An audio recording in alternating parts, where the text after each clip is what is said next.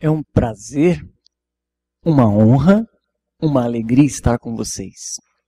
Obrigado por vocês terem vindo. Talvez o título possa parecer um pouco estranho, porque raramente a gente traz a palavra síndrome. Ou seria o nome de Siquém? É raro também, não é? Siquém, na minha opinião, tem uma história muito triste. A história de Siquém é para jovens pensarem a respeito de suas atitudes e se preocupar muito sobre tomar decisões. Parece que é uma tendência natural do ser humano ter muita dificuldade para assimilar ideias e, com isso, definir melhor os seus próprios princípios. Vejam, no sábado passado nós dissemos de maneira clara, objetiva, inequívoca: você é filho de Deus. Há quem duvide.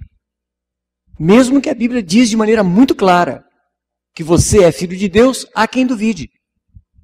Quem tem dificuldade para aceitar isso.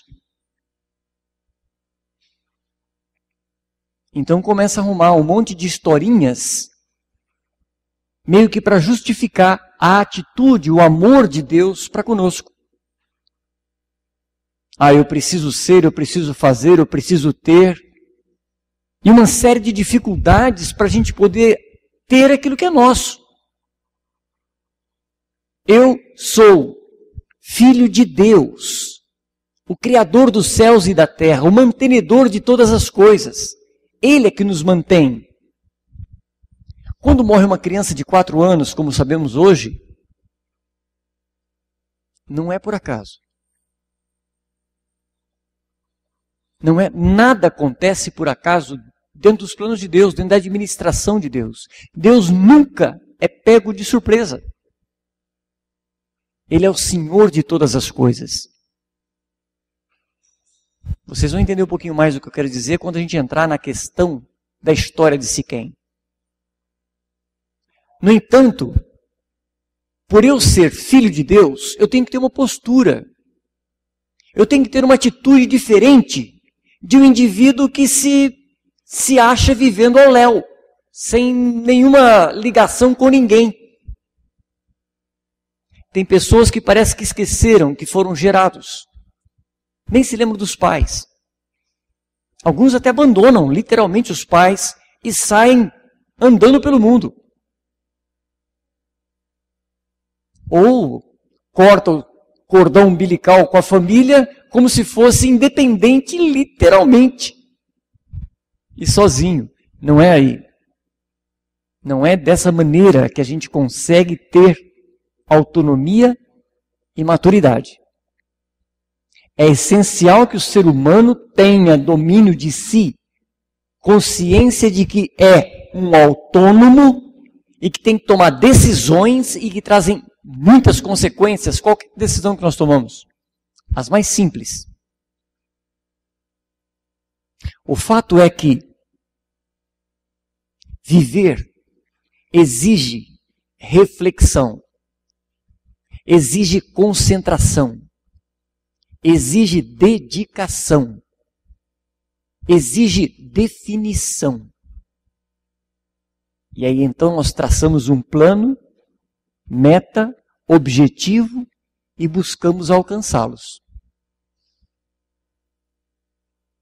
O problema é que, mesmo estabelecendo metas a curto, médio, longo prazo, conforme nós conversamos ontem, às vezes as coisas à nossa volta nos desviam a atenção. E então nós mudamos a nossa trajetória, o nosso caminhar, e buscamos atalhos ou coisas parecidas que nos desviam do objetivo de construção de uma história. Mas vamos direto à história de Siquém. Afinal de contas, eu creio que vocês estão bastante curiosos a respeito desse indivíduo e da história dele. É um capítulo inteiro do livro de Gênesis que trata dessa que eu reputo como uma história triste. Capítulo 34 do livro de Gênesis, 34, versos de 1 a 5 é o que nós vamos ler. Mas o capítulo inteiro trata da mesma história, da única história. 34, verso 1. Encontramos? Então começa assim o relato. Capítulo 34 do livro de Gênesis, verso 1. Ora, Diná, filha que Lia dera à luz a Jacó, saiu para ver as filhas da terra. Viu-a Siquém, filho do heveu Hamor, que era príncipe daquela terra, e tomando-a, a possuiu, e assim a humilhou. Sua alma, a alma de Siquém, se apegou a Diná, filha de Jacó, e amou a jovem, e falou-lhe ao coração. Então disse Siquém a Hamor, seu pai: consegue-me esta jovem para esposa. Quando soube Jacó que Diná, sua filha, fora violada por Siquém, estavam seus filhos no campo, com o gado. Calou-se, pois, até que voltassem. Essa parte da história já nos é o suficiente para a gente fazer aqui uma análise bastante interessante do que aconteceu com Siquém. Siquém era filho de um homem muito importante. Hamor. Se pronuncia esse H aspirado.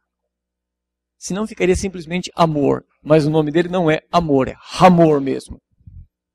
E esse cavaleiro, ele era um homem, além de importante para aquela comunidade, ele era abastado, ele tinha posses, ele tinha condição. E ao que parece, ele criou Siquém no bem bom, como a gente costuma dizer. Nada que esse moço quisesse lhe era negado. E Siquém estava acostumado a, vendo alguma coisa interessante, tomar posse dela. Era muito simples para ele. Nada para ele era impedido, vamos dizer assim.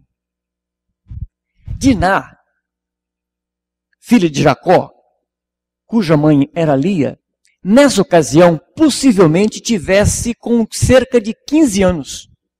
Uma menina. E eles já estavam morando ali naquela região, Jacó e os seus familiares, uns bons anos. Possivelmente ela tivesse feito amizade com as famílias que moravam próximas dali. E Diná saiu para fazer um passeio. Simples, eu presumo comum, nada de excepcional. Haja visto que ela foi sozinha. Pelo menos o relato nos faz entender isso. E o Siquém prestou atenção na moça. Cá entre nós, é difícil uma moça de 15 anos não ser bonita, não é mesmo? Tão cheia de formosura, no viço da saúde e da beleza. E o Siquém, vendo a beleza daquela moça, não se conteve. Lançou mão dela como se fosse um objeto outro que ele já era dono.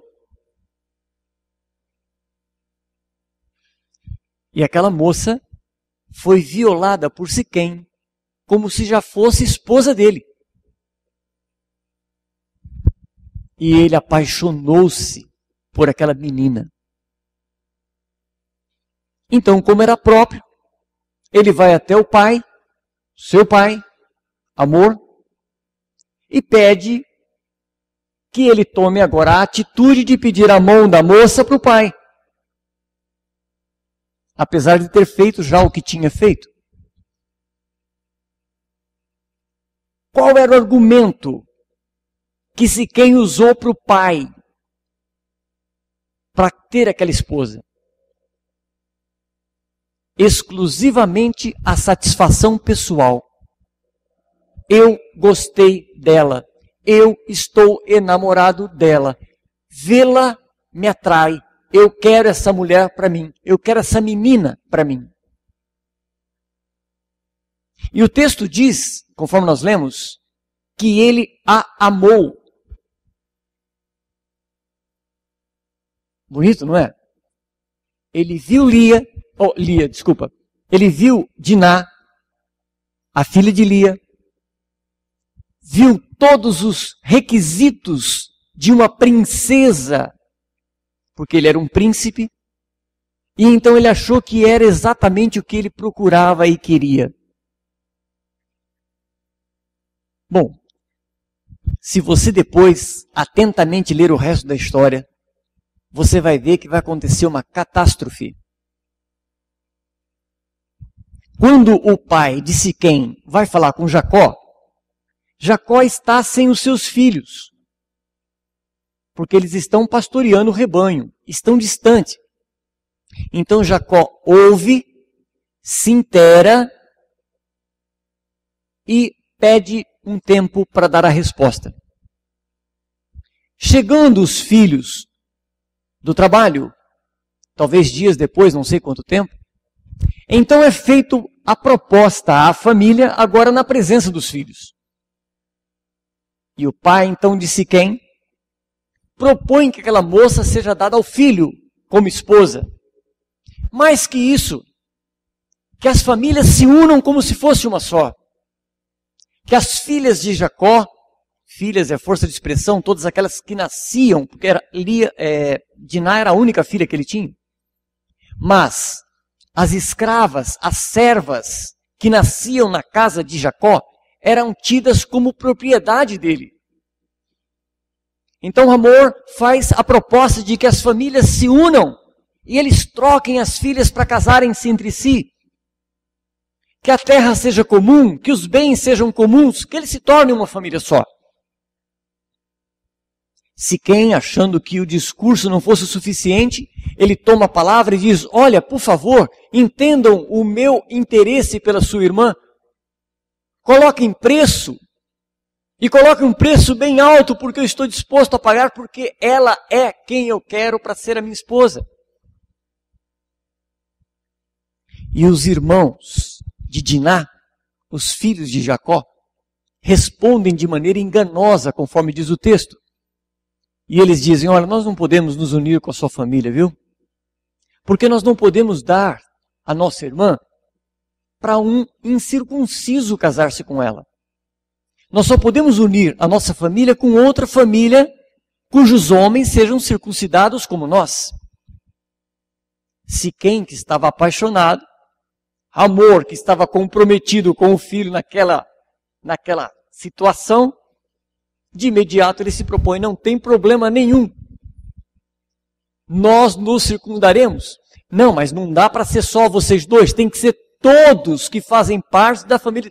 Todos os homens que fazem parte da família de vocês têm que se circuncidar. O negócio estava sendo interessante para Siquém e o seu pai Hamor. Então eles vão para a cidade deles, eles estão no campo, vão para a cidade, e lá eles propõem aos anciãos, aos principais da cidade, que aceitem essa sociedade, porque eles seriam grandemente beneficiados, economicamente falando. E todos daquela cidade aceitam, todos os homens daquela cidade aceitam participar desse projeto social, de vida de Siquém. E eles se circuncidam-se, adultos que são. Para quem não sabe o que é uma circuncisão, é simplesmente cortar o prepúcio, a pele do pênis. Só que qualquer corte naquela circunstância em que eles viviam lá, fala sério, eu dei um furo com canivete na minha mão na segunda-feira. Inflamou. Há pouco, a minha esposa estava fazendo um carinho na minha mão, segurou meu dedo e apertou. Eu não falei para ela que estava doendo porque o carinho era maior. Mas era uma coisa insignificante, perto de cortar. Lá. Judia, né? Maldade. Nós homens sabemos como isso é problemático. Ao terceiro dia, após o corte, possivelmente já com a inflamação assim no ponto, 2 irmãos de Diná entram na cidade com espada em punho e mata todos os homens daquela cidade. Tomam as mulheres e as crianças como escravas. Pegam todos os bens daquela cidade. E no capítulo 35, primeiro verso, não precisa ler não, é só uma informação geral. Depois você faz uma leitura mais demorada. É uma orientação de Deus dizendo, Jacó, vai para outro canto, meu filho. Esse aqui já era. A história simplesmente é essa. Siquém. Síndrome de Siquém qual é? Olhou, gostou, levou. Síndrome de Siquém. É assim que funciona montar um casamento que a gente possa confiar nele. Seria isso suficiente para nós tomarmos uma decisão tão importante como é um casamento?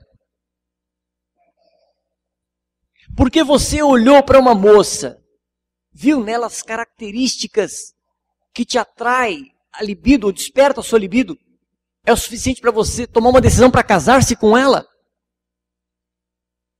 Que casamento que você vai ter baseado nisso? Ou você acha que depois de casado você não vai ter outras mulheres que vão despertar sua libido?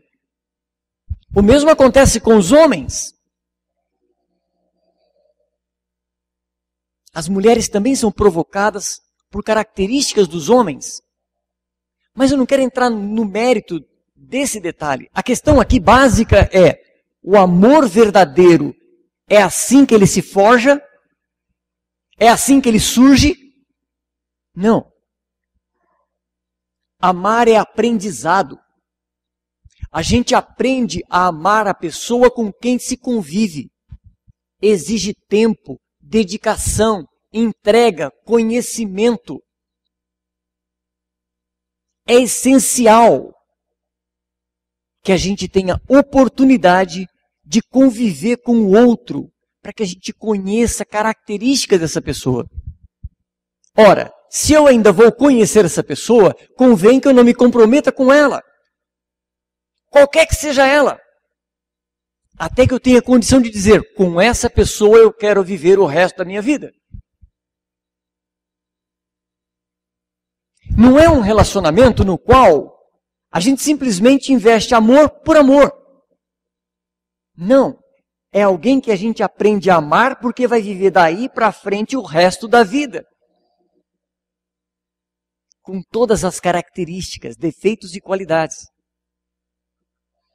Então, moças e rapazes que ainda estão solteiros, por favor, namorem demoradamente, ok, Déborazinha? Eu nem deveria falar e citar o nome da Déborazinha, porque na verdade ela está em outra fase ainda. Ela está mais ou menos na fase da idade da Diná.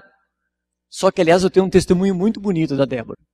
Nós fomos dar uma carona para ela recentemente, eu e minha esposa, e o pai colocou essa preciosidade na mão nossa para entregar numa certa residência. Enquanto fizemos o trajeto, nós queríamos pesquisar o pai. Aí então a gente foi direto no ponto. E aí, Como é que está o namorado? Eu não tenho namorado. Ora, você não tem namorado? Não, já apareceu um pretendente, disse ela a nós. E então, como é que está a conversa com esse pretendente? Ele já foi falar com meu pai, mas meu pai disse para nós que ainda é muito cedo para a gente se namorar. Que legal, e você? O que você fez? Nada. Eu aceitei o que meu pai falou. Que tal? Não é bonito isso? Se a Diná tivesse tido a oportunidade de ter um pai presente que falasse para ela tal coisa, não teria acontecido aquilo. Se o Siquém tivesse um pouco de juízo, que o pai tivesse colocado na cabeça dele, não teria acontecido aquilo. Graças a Deus, nós temos pessoas hoje, num dia como nós vivemos, com a liberdade que se tem, que pensa na saúde mental dos próprios filhos. Se você já é casado, como grande parte daqui já é, se você de repente casou-se presumindo que você não fez a escolha da maneira como precisava ser feito, esquecendo-me das coisas que para trás ficam, prossigo para o alvo. Qual é o nosso alvo? Um bom casamento? Não! O nosso alvo é vida eterna. Se hoje nós estamos ao lado de alguém, não importa mais a maneira como nós nos encontramos, não importa mais a maneira como nós nos comprometemos, não importa mais como foi que nós decidimos ficar juntos. Estamos juntos? Estamos juntos. Então agora vamos aprender a amar um ao outro de maneira como Deus pode nos ensinar e influenciar. Não existe casal perfeito. Não existe relação perfeita, só no céu. Sabe por quê? Porque não existe pessoas perfeitas nesse mundo, só Deus. Então ninguém é modelo para ninguém. Ninguém é perfeito aos nossos olhos, exceto quando a gente está apaixonado, é claro, né? Enquanto a gente está apaixonado, tudo é perfeito. Mas depois que junta as escovas de dente, né, amor? O fato é que você precisa ter muito cuidado com a decisão que você tomar. Você precisa ter muito cuidado onde você coloca os seus olhos e com os compromissos que você assume. Você tem que ter a liberdade e você precisa se dar a liberdade de ir devagar na sua relação. Você precisa se envolver com a pessoa, mas gradativamente, mediante a confiança que você tem nessa relação, nessa amizade, nesse amor que vai nascendo. E lá na frente, quando você estiver convicto, certo de que essa é a sua cara metade, aí sim, você contrai um matrimônio. Porque senão, se você se arrepender mais tarde, já é tarde demais. Dependendo do que você se comprometeu, como aconteceu com o caso de Siquém, já é tarde demais. Quando os irmãos de Diná foram lá para matar os homens, vocês têm ideia onde é que estava Diná? Diná já estava morando com Siquém. A situação estava definida para eles. Eles estavam vivendo como marido e mulher. Tenha cuidado com você. Tenha cuidado com o que você deseja. Tenha cuidado com o que você vai buscar. Isso é muito sério. A passagem que o Vinícius leu para nós, 1 João 2, verso 16, eu tinha apresentado para ele na versão da nova tradução da Bíblia na linguagem de hoje. Então, consequentemente, ficou muito diferente na versão revista e corrigida. E, lamentavelmente, eu não trouxe a versão que ele conheceu. Alguém aqui tem a versão na linguagem de hoje? Não? Ok. Eu queria ler com você, novamente, 1 João. 1 João, capítulo 2, verso 16. Muito obrigado, Morgan. Muito obrigado. Aqui a gente tem uma versão da linguagem de hoje. Diz assim: nada que é deste mundo vem do Pai. Agora, olhem os detalhes que vai colocar aqui. Os maus desejos da natureza humana, a vontade de ter o que agrada aos olhos e o orgulho pelas coisas da vida, tudo isso não vem do Pai, mas do mundo. A questão básica é essa. Nós temos duas naturezas. Uma natureza é espiritual, disse Paulo, e a outra natureza é carnal. E as duas não combinam entre si. Então, a minha natureza carnal tem esses detalhes, concupiscência, como dizia o Vinícius. A concupiscência da carne, a concupiscência dos olhos. Isso tudo é coisa do mundo. É coisa desse mundo. É coisa dessa vida. Não é de Deus. Na nossa carne, no nosso corpo, na nossa natureza, não tem nada de santo. Só que nós não somos mais carne, mundo. Não. A vida que agora nós vivemos em Cristo. Cristo vive em nós. Então Ele opera em nós uma transformação. E há um conflito na nossa mente, porque o bem que a gente quer fazer, a gente não faz. E o mal que a gente não quer fazer, acaba fazendo. Porque os nossos olhos são atraídos para aquilo que o nosso corpo, a nossa carne, deseja. Entende o conflito? Entende a dificuldade? Em síntese, cuidado com você. Não acredite nos teus sentimentos. Coloque Deus acima de tudo. Deus antes de tudo. Aí você pode ter um pouco mais possibilidade de acertar. Tem uma passagem terrível que eu não posso deixar de ler para você, que é Jeremias. Jeremias capítulo 17. Leia comigo. Jeremias 17, o verso é o verso 9. Jeremias, capítulo 17, verso 9. Olha e preste atenção mesmo nessas palavras. Enganoso é o coração, mais do que todas as coisas. Olha que terrível. Enganoso é o coração, mais do que todas as coisas, e desesperadamente corrupto. Que terrível! Quem o conhecerá? Conclui o verso. Vamos ler na linguagem de hoje? Jeremias, capítulo 17.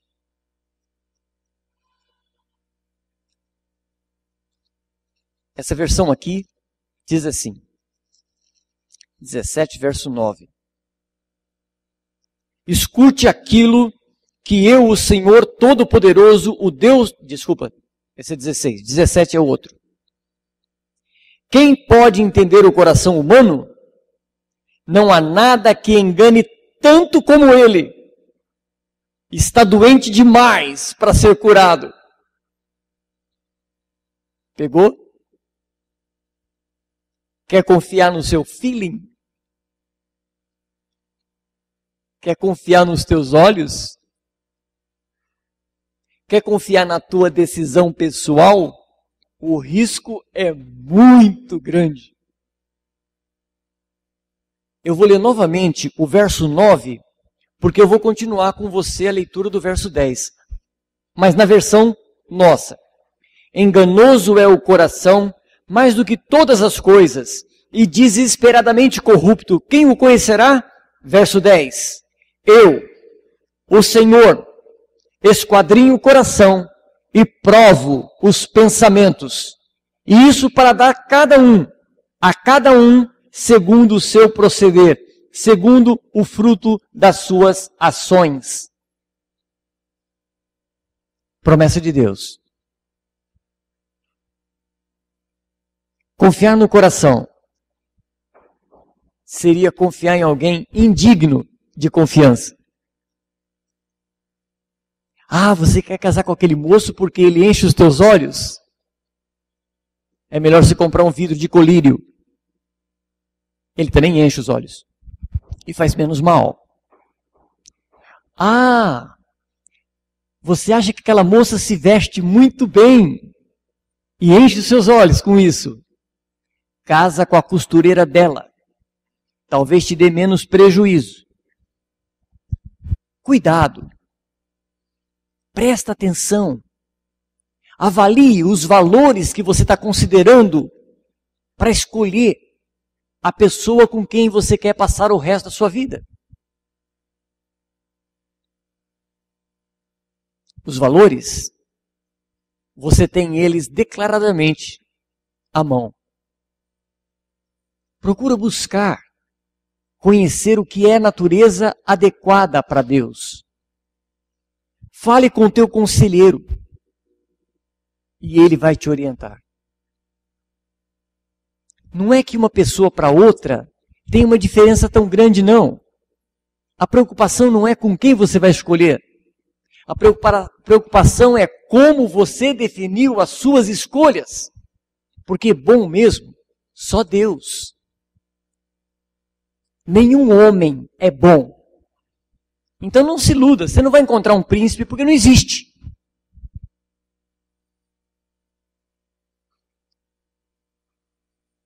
Moças, oh rapaz, cuidado. Essas mocinhas enganam a gente assim de uma maneira fantástica. Eu acordo e durmo todo dia enganado por aquela princesa ali, ó. E que gostoso é ser enganado por elas. Mas vai que uma hora a gente descobre que está sendo enganado. Aí complica demais. Então tenha cuidado sobre os valores que você quer encontrar. Deus te conhece, você não. Vou repetir. Deus te conhece, você não se conhece. Deus sabe do que você pode suportar. Deus sabe o que você pode tolerar. Nós tínhamos um corinho quando a gente cantava, quando éramos jovens. Quanto mais andarmos juntos, lembra? Quanto mais andarmos juntos, quanto mais andarmos juntos, amigos seremos, porque o seu amigo é o meu amigo, porque o seu amigo é o meu amigo. Quanto mais andarmos juntos, amigos seremos. Demore-se ao lado de quem quer que seja. E você vai perceber que você se torna amigo dele. Não se preocupe sobre a pessoa que você vai escolher. Se preocupe em descobrir você, em conhecer a si, em buscar os seus defeitos e as suas qualidades. A partir daí, você vai encontrar alguém que se adequa a você. Não faça como Siquém. Cuidado com os teus olhos. Cuidado com os teus ouvidos. Cuidado com o teu coração. Confia em Deus. Ele é a resposta para as suas necessidades. O tempo passa, a gente envelhece e muita coisa muda na vida da gente. E Deus sabe as mudanças que vão ocorrer na minha vida. E Deus sabe que tipo de pessoa vai aceitar, vai tolerar o indivíduo que está ao lado dela. Não deixe se enganar pelos seus olhos. Não deixe se enganar pelo seu coração. Deus conhece o coração. Deus conhece o pensamento. Ele com certeza vai te orientar e vai te mostrar o caminho certo e a pessoa certa com quem você deve comprometer-se. Não haja como se quem. Por favor, hein? Que Deus nos abençoe a todos.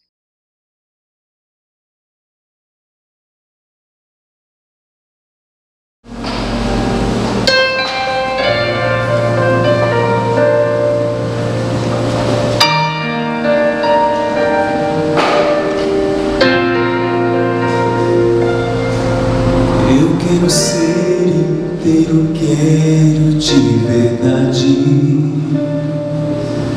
Desejo ser completo no Senhor Jesus. Meu próprio coração, sua metade. Se o coração de Cristo não pulsar em mim, por isso lhe entrego tudo em seu altar. Mesmo que seja só uma parte do que eu posso ser, vou nesse instante. Não pode ser depois, pois já é tarde, o tempo quase já se foi. Sou fragmento, por isso venho aqui. Não quero assim viver, que Cristo vive em mim. Já demorei demais a ter sentido entregar. Começo meu sem certeza do meu fim. Estou aqui, Jesus, preciso agora. Vem resgatar-me, completar meu coração. Por isso lhe entrego tudo em seu altar. Mesmo que seja só uma parte do que eu posso ser, vou nesse instante. Não pode ser depois, pois já é tarde e o tempo quase já se foi. Sou fragmento, por isso venho aqui. Não quero assim viver, que Cristo vive em mim.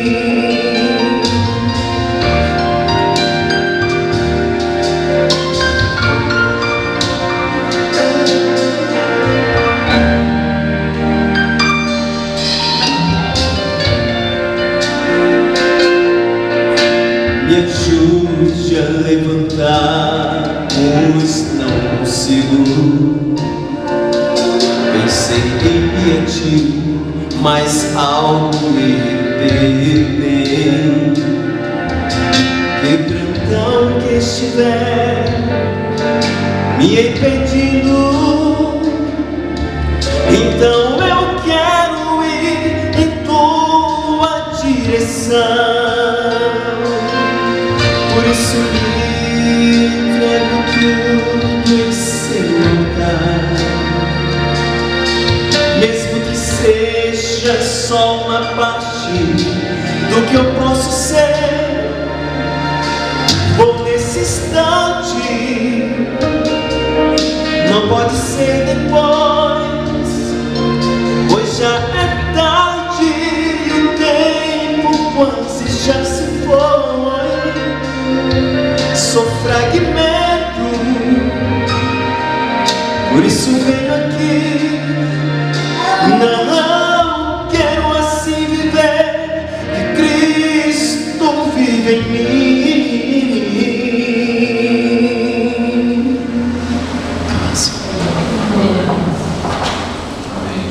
Senhor Deus, louvado seja o teu nome, porque o Senhor nos alerta para situações das quais nós devemos fugir.